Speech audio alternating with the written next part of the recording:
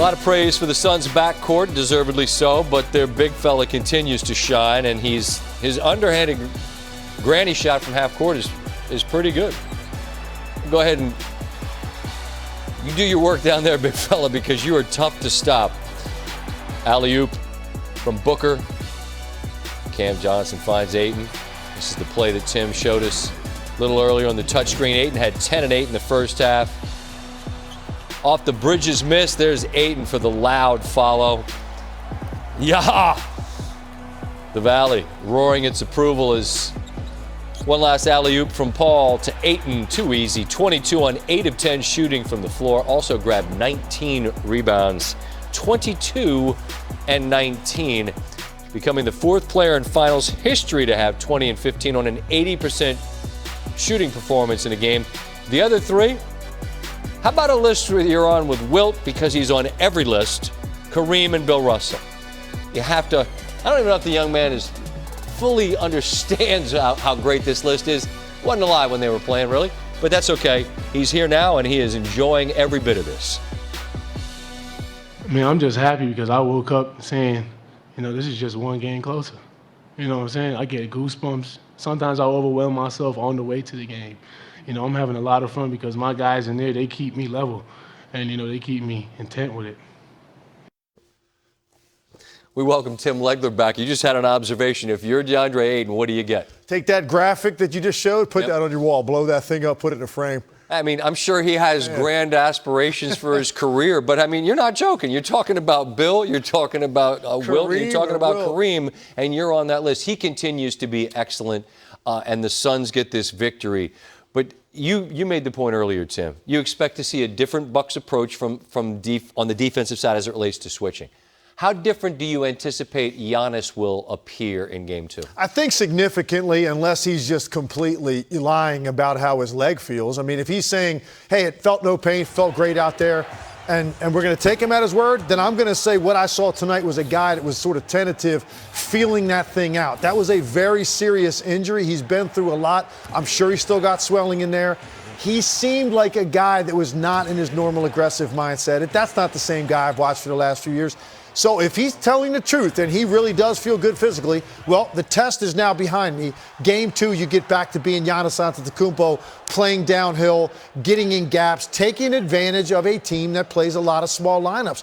DeAndre Ayton's a legit big, but they have a lot of lineups out there with 2 guards, Jay Crowder and Mikal Bridges. That's a small team, and those are typically the kinds of teams that Giannis Antetokounmpo guts you with, because he gets you with that stride, he gets in a gap, and there's not a lot of size there as a second-line defender.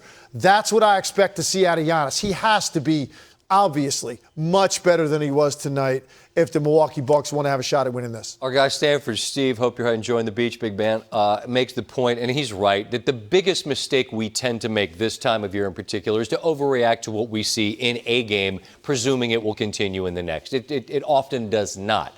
But was there anything that the Bucks did that they're going to want to take with them to Game 2? Obviously, they want a different result. But you're telling me don't bury the Bucks just yet. I mean, were there things you saw that you're like, that wasn't bad? Not a lot, truthfully. Understood. But this is one of the highest scoring teams in the last couple of decades in the NBA. Mm-hmm. They're much better offensively than they showed tonight. The problem was they kept taking the ball to the net all night. They were so bad defensively and so ill-equipped to defend them and offer resistance to what Phoenix was trying to run. You can't get that train moving up the floor, and that's when they're at their best. Giannis, with his speed, with those guys running to the line, that's when they're really special offensively. Didn't see very many examples of that in this game. But I almost wonder, when you're that bad defensively, if that's not a good thing, because when you put the tape on, it's really obvious what you need to be better at. You know what I'm saying? Definitely. If there's a subtlety, I just don't know what we can do better, that would suck. Look, when you know what you need to do better, that's the fix. Never played in the NBA Finals, but I've been in a lot of film rooms as a player the day after an embarrassing defensive effort, and there's going to be a lot of ticked-off guys in there. And if they have the kind of pride that they've shown, that's going to be a team where guys are going to take more accountability for their own individual challenge. And it starts with Drew Holiday on Chris Paul as much as you can get him there and keep him there. Because even P.J. Tucker, who wants to go out there and compete, we love his heart. From a lateral mobility standpoint, that's not a great matchup for him either. Drew Holiday is the guy, and Chris Paul is the key. You've got to get as many minutes as you can with Drew Holiday fighting over screens and insisting on taking on that matchup, even if it means you give up a little bit offensively on the other end. Let other guys make up for that. That should be your main responsibility in this series. We get 90 minutes, man. We can air it out. This is good fun, right? Definitely. This takes us back to our days in the CAF up in Connecticut when we just sat down and just chatted over some dinner. We're going to do it again on Thursday night, Tim. You got it. I'll be here. I appreciate it. When we continue, so much of this conversation about what the Bucks are going to do, what they should do, this, that, and the other thing. A report from their locker room when we continue on Sports. Chris Paul, after a tremendous performance. And Stephen A., I'll welcome you back in. You heard what he had to say about the performances of these young guys. I'll get to you just in one second, Stephen A. You see a 30-point game in the NBA Finals at 36 or older all time.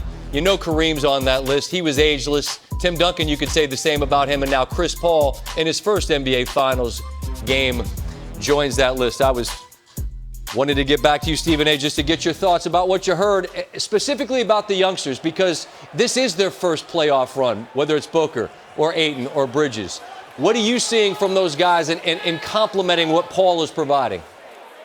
Well, first of all, I'm seeing skill. Devin Booker is a star. This brother is special, and tonight was the latest example of how special he can be. Let's give major props to DeAndre Ayton. He had about 22 points, 19 rebounds, and was a constant presence and force throughout this evening. Mikal Bridges came off and hit a couple of threes. Obviously, Cameron Payne, he doesn't shoot much, but when he puts it up, it usually goes in. I'm sorry, not Cameron Payne, but Cameron Johnson. And then you look at Cameron Payne, what he comes in, what he's capable of doing off the bench. But it's a tribute and a credit to them that they're willing to listen to the tutors, to the just the leadership and the guidance from a veteran like CP3. In today's generation of players, so many times we look at youngsters and they've got the skill, and because they've got the skill, Scott, as you've reported on so many occasions, they've got the skills, they've got the bag, they know what they can bring to the table, and as a result, they feel they have arrived, that they don't necessarily need to listen to anybody. But right. CP3 comes here, devoid of a championship, having had that escape him throughout his illustrious 16-year career,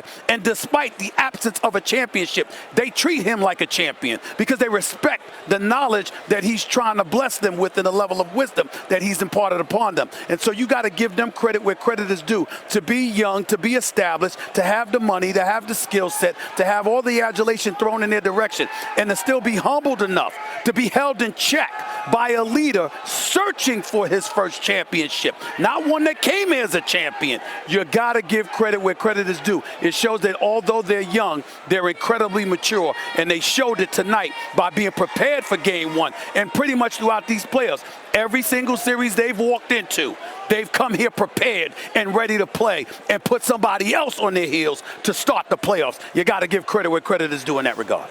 I agree. Really well put. There's a lot to like about being out in the Valley, but there's one thing that's the challenge, and that's that wake-up call comes early. And I know First Take will be, I'm looking at my watch, you got to get some early rest to get up early and bring the heat tomorrow. I appreciate you. I'm good, but please don't say bring the heat. It's 106 degrees already here, okay? Yeah, but it's a dry heat. You don't sweat? I don't care. It's heat. Listen, I ain't going to complain. I like the heat better than the cold, so I ain't going to front. But it's roasting here. Roasting. Turn the AC you have up, a tan already, Scott. I know your suite is well looked after. Stephen A. Smith, I appreciate you, man. Something like that. All right, my man. All right, the Suns improved to a 4-0 in Game 1s this postseason, outscoring opponents by more than 11 per game. 11 of the previous dozen teams to go 4-0 in Game 1s went on to win the title. DeAndre Ayton, who we've been giving a great deal of credit to because he continues to earn it throughout this postseason. Another 20-point game on 80% shooting, fourth such game this postseason, the most by any player in the shot clock era, which dates all the way back to the mid-50s, so it's been a while.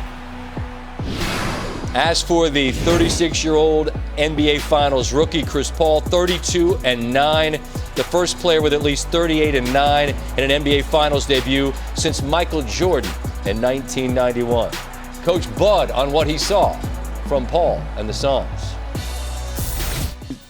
He's a good player. Their pick and roll game is tough to guard. So I think we just got to keep getting better. We'll look at the film. See how we can maybe take away some of the rhythm, to just take it where, or make it where, He's not getting to his spots as easily. That'll be a big part of looking between game 1 and game 2. Mark Jackson, Jeff Van Gundy, again, kind to join us as they have been throughout this playoffs. And Jeff, as you listen to Coach Bud talk about look at the film, I mean, they're going to see Chris Paul finding any matchup he wants. How would you approach game 2 if you're him?